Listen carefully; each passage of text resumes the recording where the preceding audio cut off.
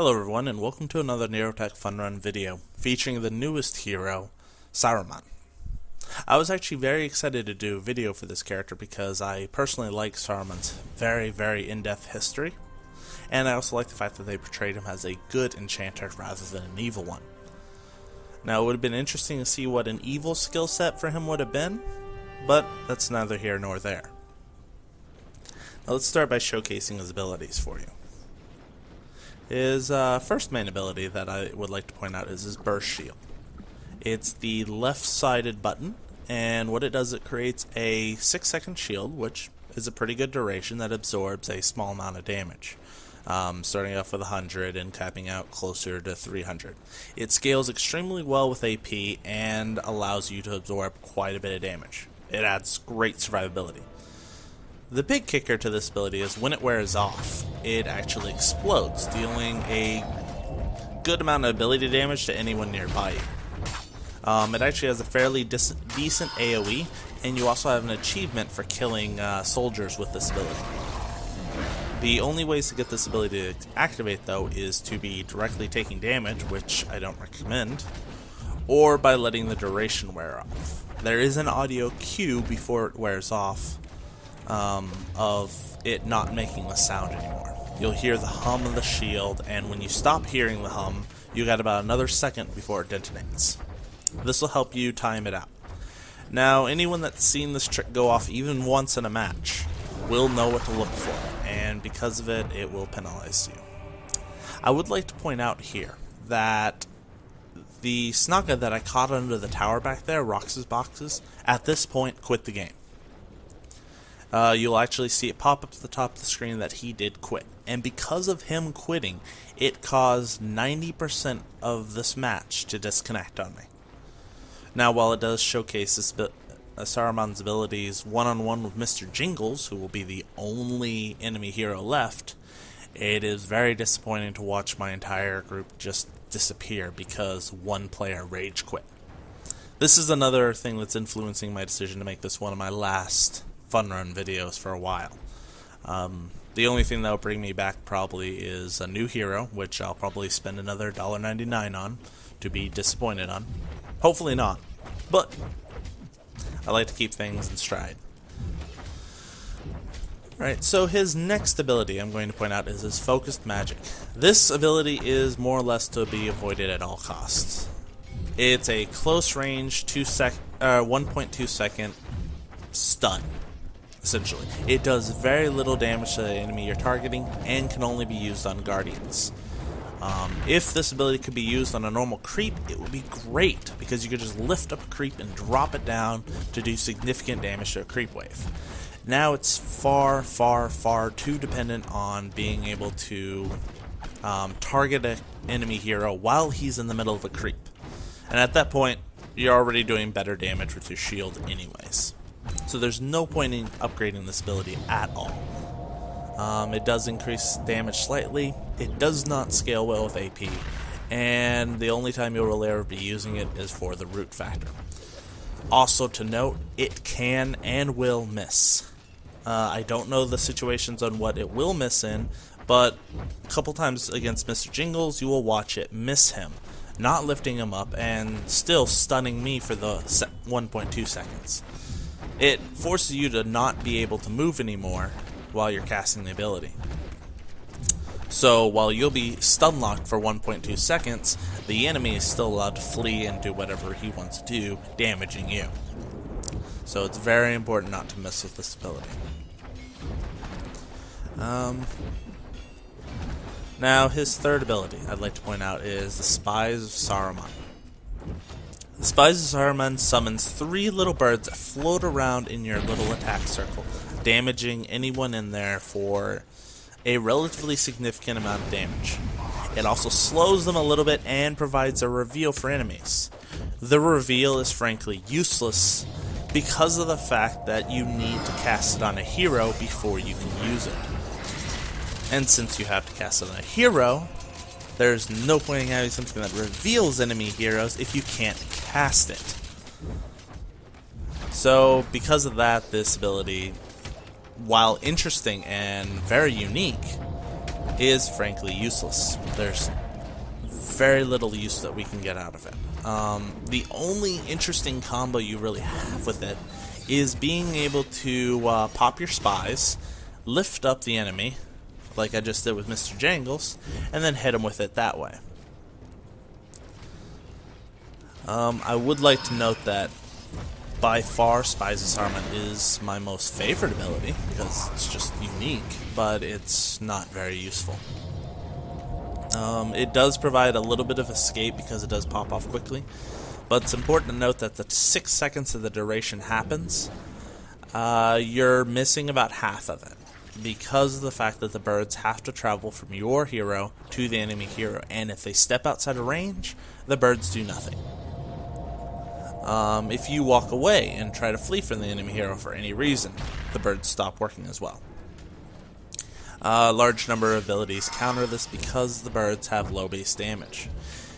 Against enemy creeps, like any of the red dots you see on the map, if you activate Spies of Saruman on them, the 3 birds will all stack on the enemy, doing significant damage. However, against an enemy like Mr. Jingles right there, you're only getting the single tick of damage. I think that's a intentional balancing feature, which unfortunately limits the utility of the move.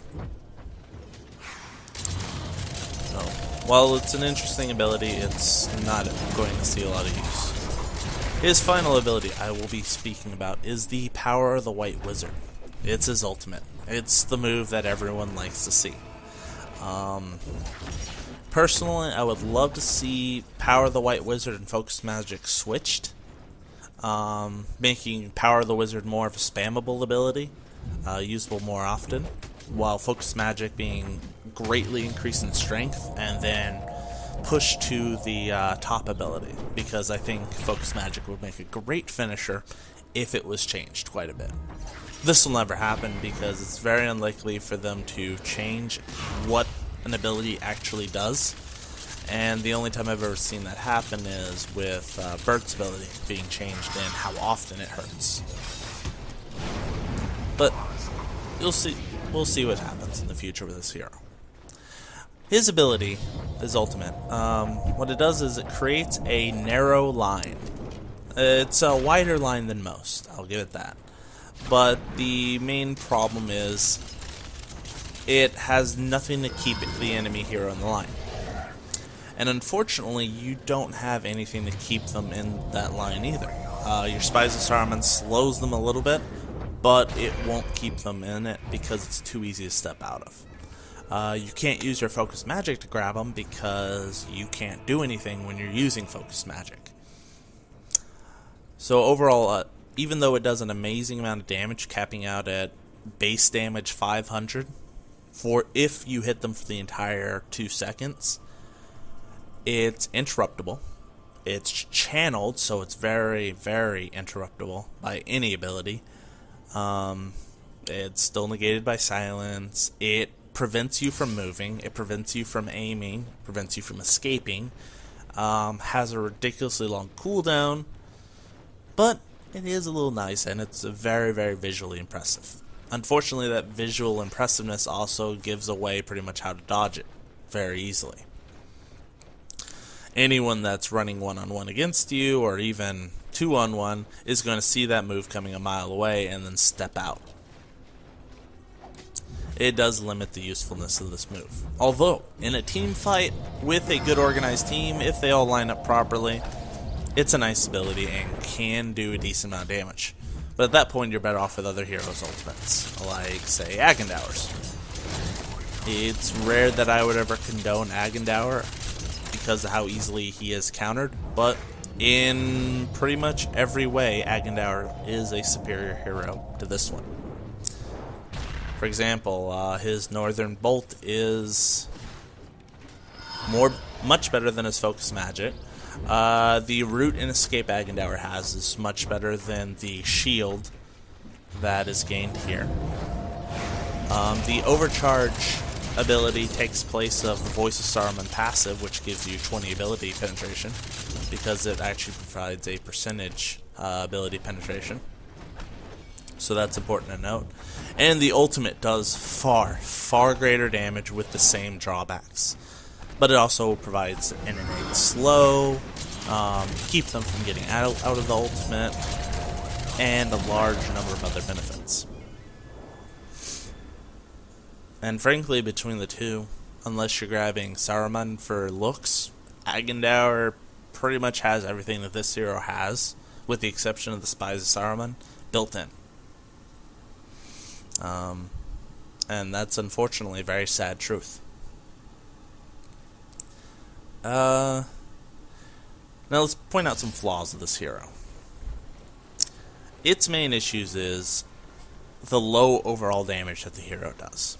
That needs to be pointed out beforehand, before anything else. His bird ability, in the right situations, does do alright damage. His square ability, his shield, does impressive damage. The only problem is anyone that sees it go off once is going to be able to dodge it every other time. As soon as they see that shield bar, they're like, oh, I'll back up, because you don't have anything to keep me here. His X ability does extremely low damage to your initial target that you choose. I think it caps out at like 60 damage. 60 or 80 damage, which for a nuke that has a long cooldown of 15 seconds, it's not worth it. There are just so many downsides to this hero. He has no ability to clear waves other than his square ability and his ultimate. His ultimate has a long cooldown, so you won't be using its waves. His square also has a fairly long cooldown. But the main issue with square, the shield, is that it doesn't do enough damage at the rate that you level it up to actually clear waves. If you max it out at level 6, which you probably should, you'll be able to kill archers. But Saruman's low damage prevents you from killing anything else quickly enough to avoid being countered. So, this hero also lacks any means of escape. Just that any other hero is able to chase this hero down and kill him. His shield provides limited survivability. As an enchanter, he has fairly low hit points. There's very little upside to this character overall, and that's sad. That a brand new $1.99 character really isn't up to par with even probably half the characters in the game.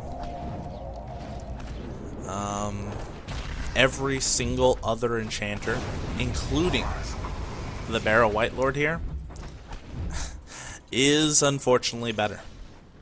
They just have better kits in general. The Barrow White Lord is a much better single target character. The Barrow White Lord's limited in team fights, but it just recently got a buff that actually made him slightly more viable. We'll see what happens with that, though. But realistically, this hero should unfortunately be passed on unless you're really willing to grab him for lore. I don't see this hero actually getting a lot of play because he doesn't generate kills very well.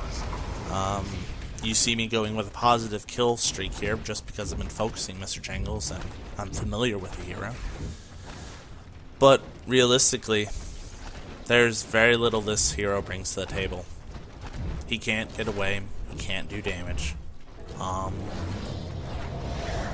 and he has no lane pushing ability. At least Barrow White Lord can clear a lane. And unfortunately, this does wrap up my video. I do want to point out that this game did glitch out on me. This is an increasingly frequent glitch that I've heard about on the forums, and that I've noticed in person quite a few times. I think 3 times now, within the last week and a half. If you look after I died, the game hard froze. I actually had to power off my system. Because of this, you risk corrupting your hard drive, corrupting your save files, and in general having a bad day. I hope this issue gets fixed quickly.